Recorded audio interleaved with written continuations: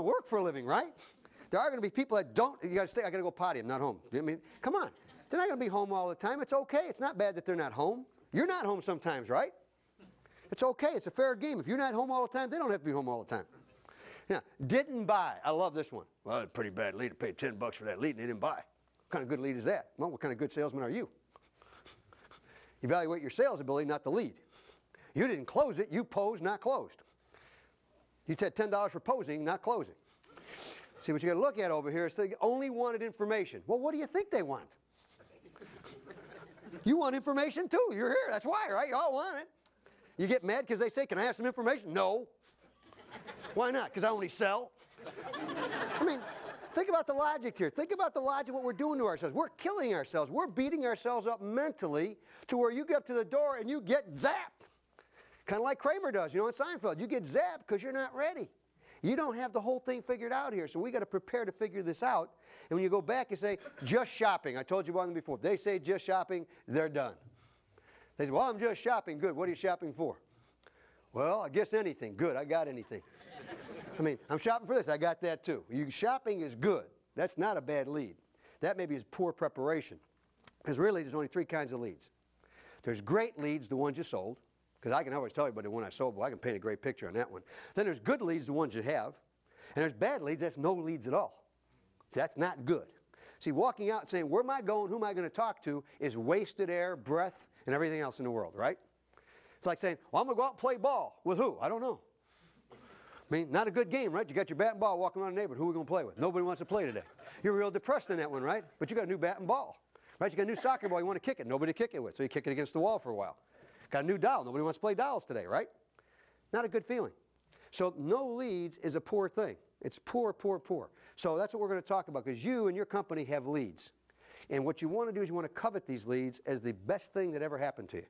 You got to treat them as a gold nugget. Always look at a lead card as the only name or card that you're ever going to have the rest of your life to build a market. Now, I'd like to talk about the approach, which is really a word and an acronym in itself. And we developed it, and it's got 8 steps in it. Each step is interlocking, it's important, it's interdependent. A lot of times when we do this program, people will want to come in and look for a shortcut. They'll take one letter out, they'll take one section out, and they have some success. The lasting success in the people we've tested now over the last 6 years have been when you really got yourself kind of taking and using it as a process, step by step. It's like anything else. Hopefully when I fly, and I fly a lot, that the airplane pilots go through a checklist. Now, I'm not sure in some of the airlines are doing that all the time, based on some of the experiences we have. But most of them, I like to see the airplane pilot go out and at least kick the tire and kind of look at the gauges and kind of walk around under the wings and look around. It's like an 8-step process. The approach is the same way. I'd like them to analyze. So let me go through the approach process with you and introduce this to you in step by step. The first part I'm going to refer to as preparation. That's going to be the first 3 steps. You got to prepare to play the game, like anything else that we're going to do. So the approach really identifies, if you will, the process. But this is a pretty neat saying, and I quote this. It's a little quote I made up. Be prepared before you attempt to get in. Now that sounds pretty simple and pretty easy, but let me tell you, that's kind of a summary of everything we're talking about. Preparation is probably the biggest problem we have as salespeople, more than anything else you're going to face. Because our preparation is picking up a MapSco, finding out if anybody's going to ride with me today, and making sure your car got gas. We got the colored brochures. That's called preparation in the insurance business. I did it, you do it, we all do it. If you look at an Olympian, if you talk to a pro athlete, if you talk to a professional singer, how many hours do you think those people practice for every hour that they're actually going to perform? How long? How many hours do you think they practice? A day, 20 hours? Take somebody like an Olympian. And we hear that they practice 8, 10 hours a day for 2 or 3 years to play one Olympic event. Now, let me ask you a question. You don't even have to raise your hands.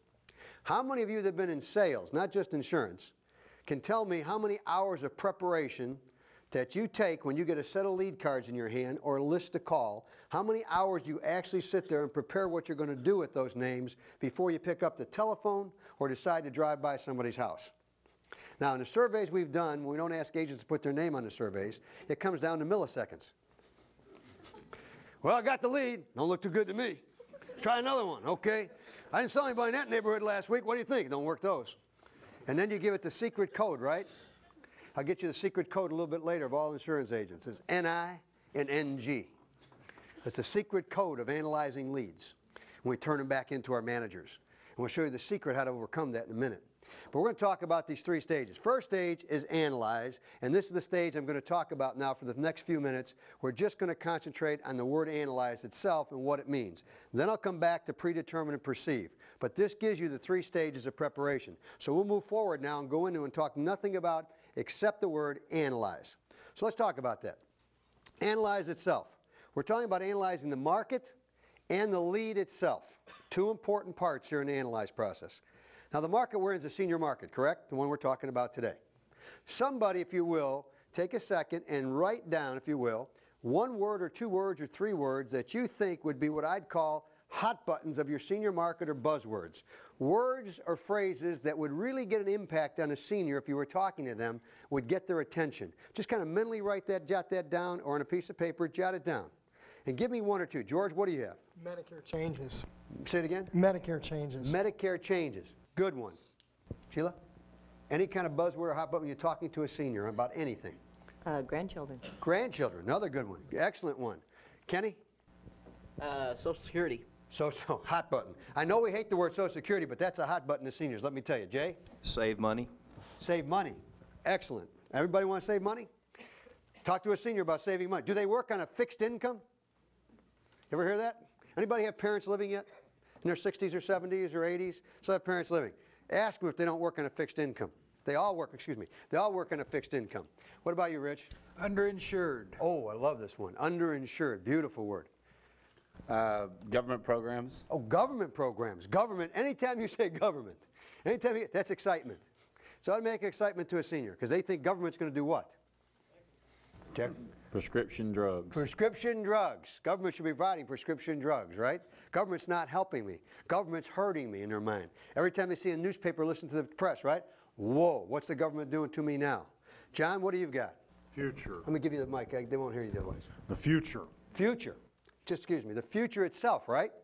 Excellent kind of thing. All right, what do we got? Jeff, what do you got for a hot button or buzzword? Lose a loved one. Oh, pretty strong. Lose a loved one. All those are important buzzwords. What I'm asking you to do and analyze, and when you take your exercises and books and things that you work on your workbooks, try to compile a list as you go on day after day after day. Every time you hear conversation, see something on TV, hear something on the news, start to listen for those buzzwords. They're actually the best things that you could build your scripts around are buzzwords and power phrases. And they're all around us today on TV, radio, magazines, newspapers, and we're going to do an exercise a little later to show you where they're at. But I would start to compile an actual list. Pretend that the right side of your brain builds up product knowledge. The left side of your brain builds up buzzwords and power phrases for your market, because that's the communication side. That's the side that when you hit that buzzword, you won't get zapped. It opens the door. Secret word opens the door. That's the buzzword. Otherwise, you get buzzed. See, if you want to be the buzzer, I guess not the buzzee or however that's reversed, you got to control the buzzer. The way you control the buzzer is by using those buzzwords. So when you go there, they're not frightened when you come in there, because you can say, hi, I'm Don Runge. I'm working with XYZ Insurance Company. And Mr. Jones, the reason I'm calling you, I'm contacting concerned seniors in the area. Let me ask you, is that soft? I'm Don Runge with XYZ Insurance Company, and I'm stopping by because I'm talking to concerned seniors in the area. What's the first thing you think, Fred, that's come up when I say I'm talking to concerned seniors, and you're the senior? What would you say? I'd say I'm very concerned. Oh, I love this guy. Bring him back. All right. But no, seriously, think about that. Concerned seniors. Aren't all seniors concerned about something? All of us are concerned about something. I'm in the area talking to concerned seniors.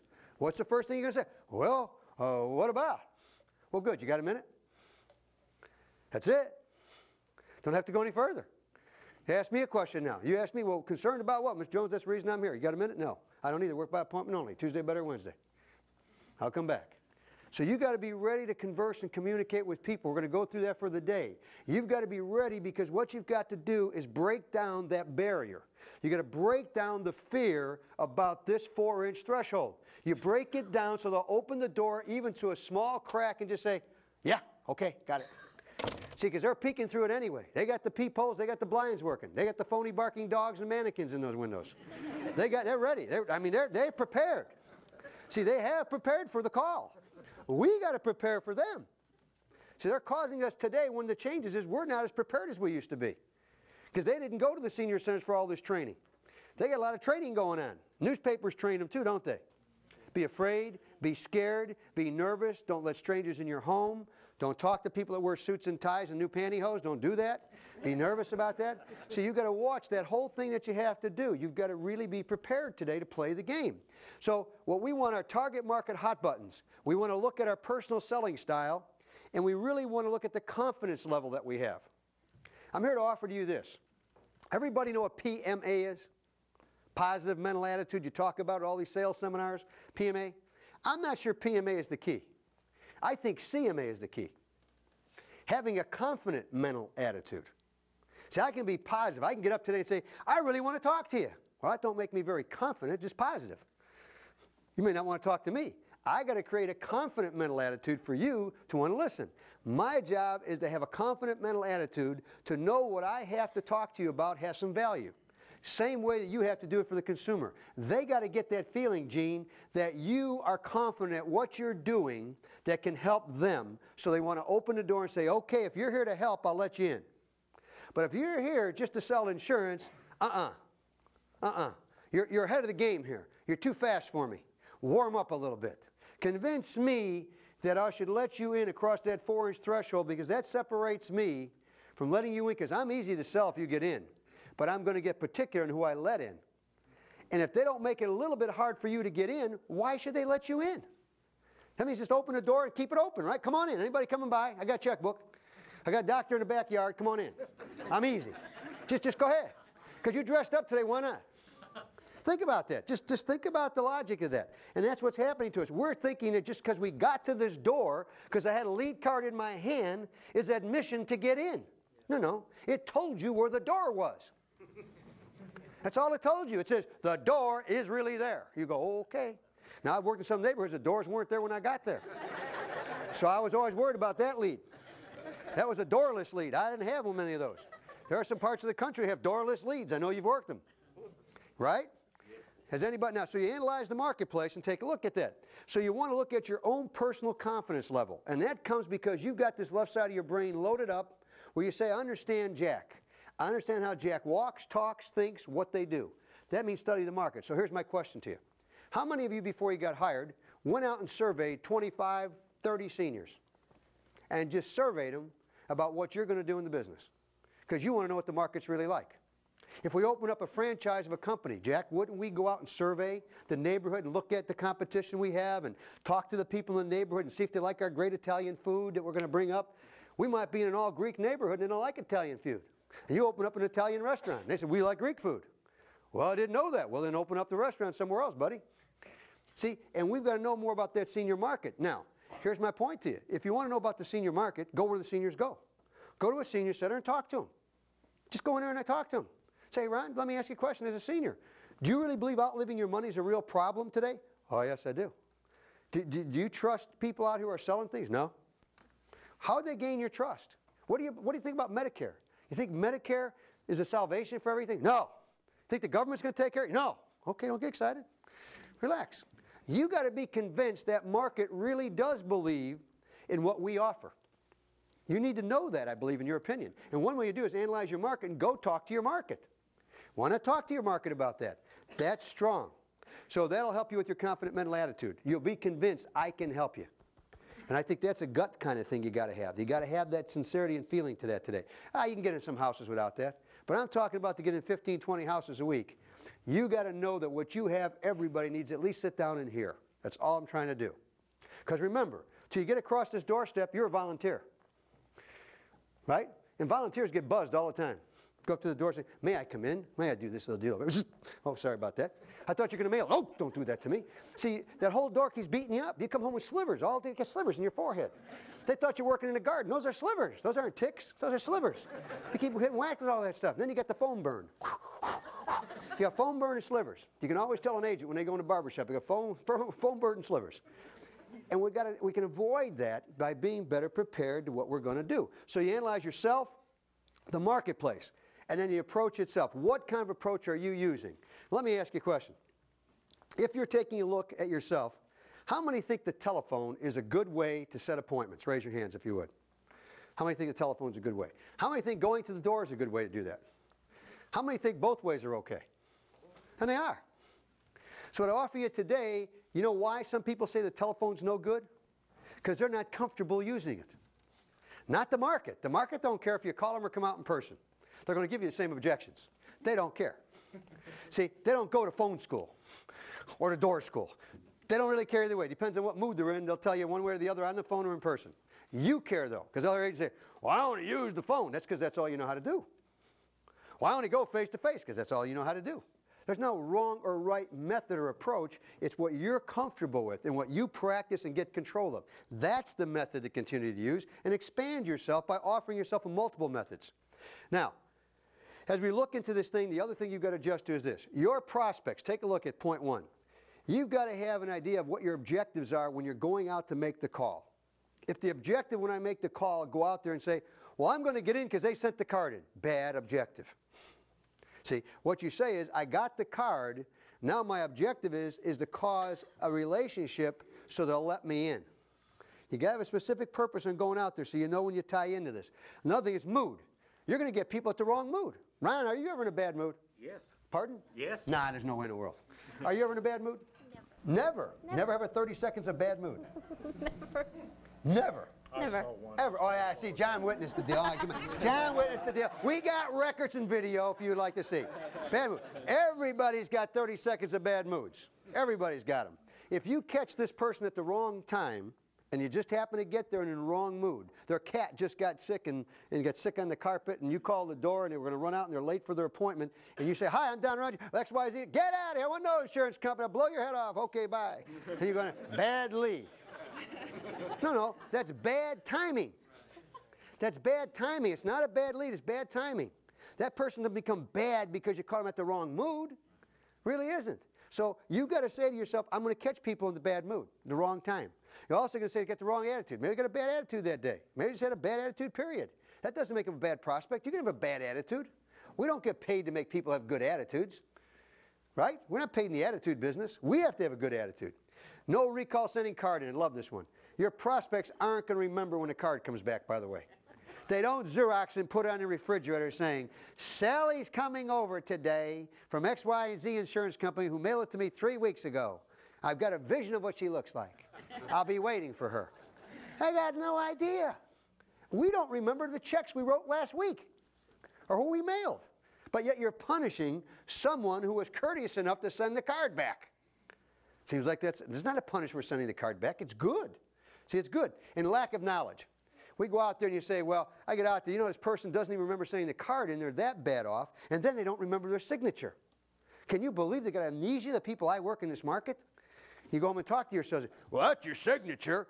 And now you get the vein, you know, the right side of your head, the vein starts to pump out like this. And I see agents in field training walking right there and they go, I know it's your signature, George. It's not my signature. Is it yours, Harriet? I didn't sign that card. And now they're looking for a dog or a cat. I didn't do that either, man. I didn't touch that puppy, not me. And everybody's in denial. So what does the good agent do who wants to learn how to communicate to get in? I'll be right back. And you go to the car and you get yourself a graphologist. I have Harry Schwartz, PhD graphologist. That is your signature, Harry. Now, before you get shot, if you're working some markets, I'd say calm down on that. This is not a challenge by the CIA. This is not a major investigation. This is kind of a dating call. If that's the way you date, you're in serious trouble. We can't help you anywhere. I mean, seriously. So remember that. It's a courtship in a sense. You're not there to interrogate, to quiz, to question. These people haven't gone to consumer buying school or to agent training school. They don't know how to deal with us. You know, it's a once every 10-year call. They don't know how to do that. So analyze, very important part. Now, also ask yourself when you write down some of those hot buttons, what you really want to do is, I'm telling you, put a bucket together. You'd be amazed how you'll all of a sudden spot these and hear these words. They hear one or two words, by the way, ladies and gentlemen, and all of a sudden, boom, they light up. They light up. All of a sudden, it's magic. They start to hear all these things. Okay, we'll move on from analyze now. As we work through, because we talked about your market, we talked about your lead. As we move to the next part of analyze, what I really want to get you to look at is this. There's a couple key questions. You can ask yourself these questions. Who? What marketplace are you dealing with? What are the characteristics about it? What? What are some of the hot buttons? Where? Where's your market located? City, rural areas. By the way, I work the rural areas are a lot different than the city folks. Yeah, one's got a shotgun, the other's got a bazooka. outside of that, let me tell you. Yeah, one says, come on in, and the other one says, why you coming? But outside that, they're basically the same people. You adjust a couple little pieces in your script, and you're fine. You speak a little bit slower if we're speaking in certain parts of the country, a little faster if we're up in the east. But outside of that kind of thing, people are still basically people. Rural or country market. Why? Would these prospects grant you an appointment? I always say to yourself, why would Chris let me come in his home and he doesn't know me from Adam and I happen to walk up to his door or phone him on the telephone? Why is he going to do that? He doesn't need insurance in his mind, right? Most of the time they're not thinking, waking up saying, I think I need insurance today. Yes, I do. Yes, I really do. I need to find Chris. Yes, it's an inspiration. Unless they're in the ambulance going to the hospital, they don't need it. Right? It's not one of their top 10 favorite subject areas. So we got to cause some of that kind of thing to say, hey, they don't know what insurance does. You ask people. You know, you told me earlier that the public was more intelligent. You said kind of more informed, more educated. I'll give you a test. Go outside the building today and find new people. Just find and ask people in this building. Ask them to explain the difference between term and whole life insurance. You won't get many takers. That's been around since I have. That's old. They won't be able to explain the difference between those two words. So they're not more intelligent about the process. They have more information available to them. That doesn't make them more intelligent about the subject area, nor more concerned about it. So again, we've got to look at them and say, because they have more information, then we need to strategize and say, when should I call them? What do you think you should call seniors, Lee? What's the best time to call a senior? The morning. Pardon? Morning. Morning. How early? Huh? How early? 8:30. 8:30? No. We got a little disagreement. Fight's good. I like Gene over here. Yes, Gene, go ahead. Battle. I would say not before 9, 9:30. Not before 9. Why? Well, most of them sleep late. Oh. Not Whoa, wait, get a hostile crowd here now, Gene. Gene, you're on your own, sweetheart. You're on your own. The guru is going back behind the door. We go back over here. Who? Oh, okay, Ellen. I'll tell you what, Ellen, go ahead. Most of them get up at the crack of dawn. What time is that? 4:35. 4:35 o'clock. Some haven't gone to bed in Chicago. They still got that VCR on. I got some follow-along mother-in-laws. I'll guarantee you, they go to bed at 9. They're back up at 11. They take a break till 1. They're back up at 3. 4:30. They're going, how come nobody's working? Where are they at? By 10 o'clock, they need another nap.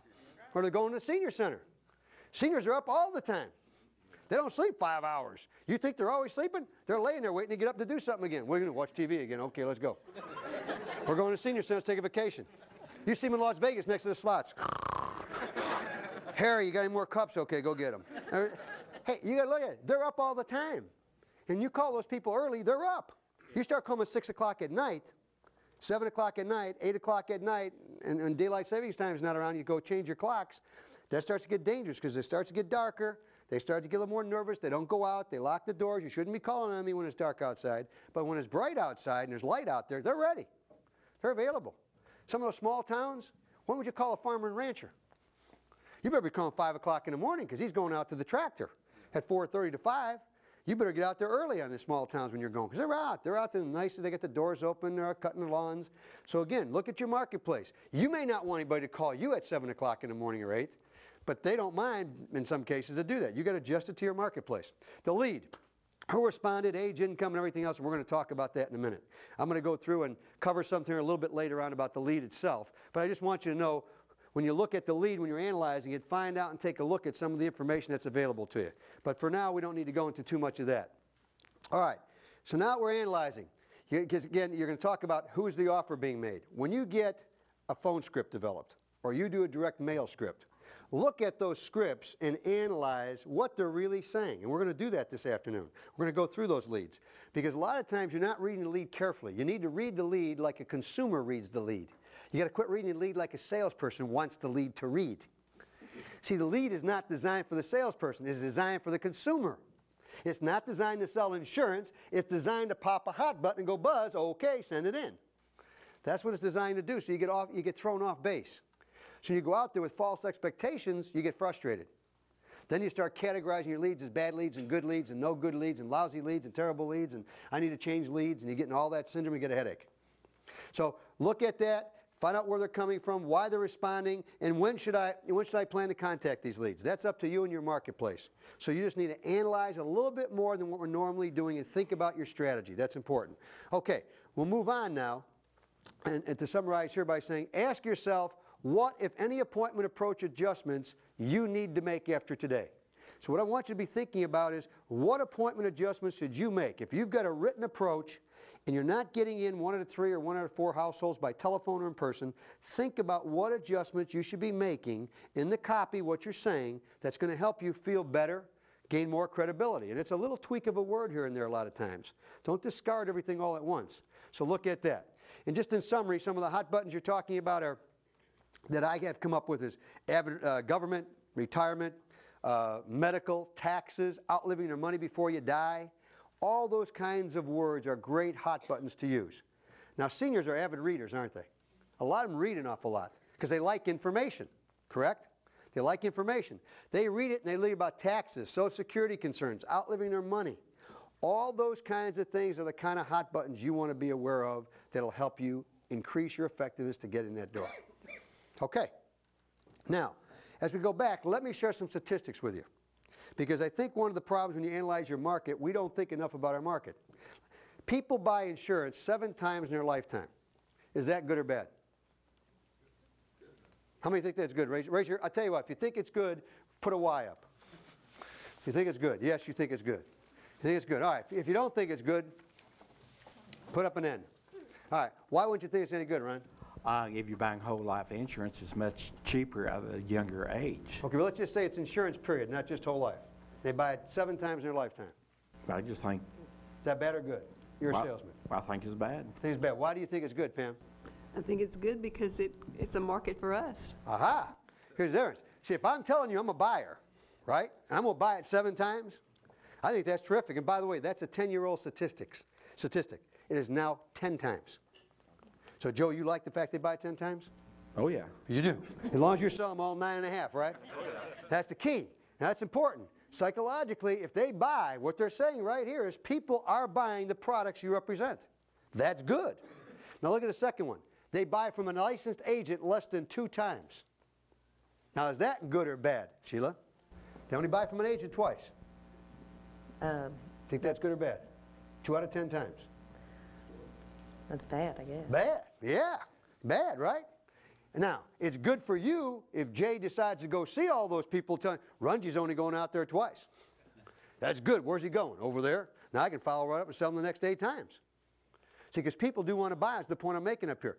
If they want to buy 10 times, we're only selling them twice. Where are they buying from if they're not buying from an agent?